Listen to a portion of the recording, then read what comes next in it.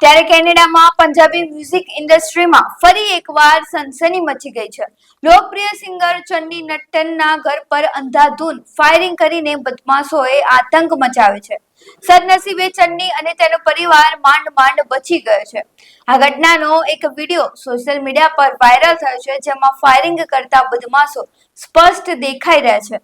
એક અહેવાલ પ્રમાણે લોરેન્સ બિશ્નોઈ ગેંગે પંજાબી સિંગર ચન્ની નટ્ટનના કેનેડા સ્થિત આવાસ થયેલા ફાયરિંગની જવાબદારી લીધી છે, જેમાં સરદાર ખેડા સાથેના તેમના કથિત સંબંધોનો હવાલો આપવામાં આવ્યો છે.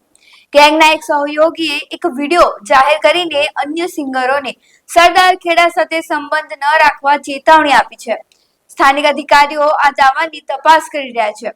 ત્યારે લોરેન્સ બિશ્નોઈના દુશ્મનોની સંખ્યા પણ વધતી જઈ રહી છે. તેની ગેંગના સભ્યો પર એક પછી એક હુમલા થઈ રહ્યા છે. તાજેતરમાં જ અમેરિકાના કેલિફોર્નિયામાં ફાયરિંગ કરીને તેની ગેંગના એક વ્યક્તિની હત્યા કરી નાખવામાં આવી હતી.